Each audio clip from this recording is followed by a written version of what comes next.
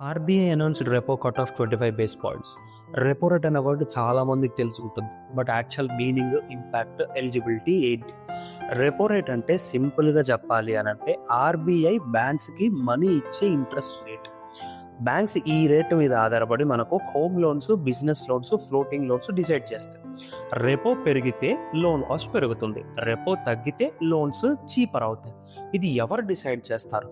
ఆర్బీఐలో monetary policy committee every 2 months ఒక meeting చేసి inflation, growth, liquidity మీద రివ్యూ చేసి రేట్ కట్ చేయాలా, హైక్ చేయాలా అని డిసైడ్ చేస్తారు. ఇప్పుడు 25 basis points కట్ చేసేది అంటే 0.25% తగ్గింది.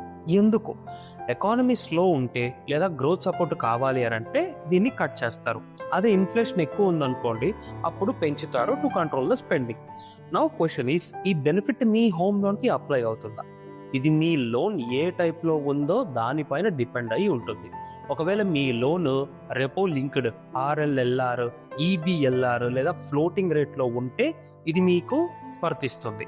అదే ఎంసీఎల్ఆర్ లోన్స్లో కూడా బెనిఫిట్స్ ఉంటుంది, కానీ ఇమీడియట్ కాదు. అది రీసెట్ సైకిల్ మీద డిపెండ్ అయి ఉంటుంది, బ్యాంకులో కనుక్కోవాలి. అదే ఫిక్స్డ్ రేట్ అనుకోండి, అసలు ఈ బెనిఫిటే ఉండదు. ఇది ఎలా చెక్ చేసుకోవాలి అని అంటే మీ లోన్ శాంక్షన్ లెటర్లో ఇవి ఉంటాయి అన్నమాట. రెపో లింక్డా, ఆర్ఎల్ఎల్ఆరా, ఈబిఎల్ఆరా అని చెప్పేసి అని ఉంటాయి.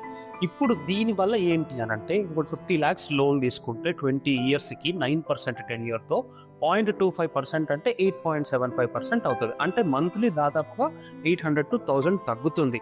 అంటే లాంగ్ టర్మ్లో చూసుకుంటే ఆల్మోస్ట్ 2.5 lakhs మీకు సేవ్ అవుతుంది అనమాట. కానీ బ్యాంక్స్ వెంటనే ఈ బిల్లుని పాస్ చేయదు.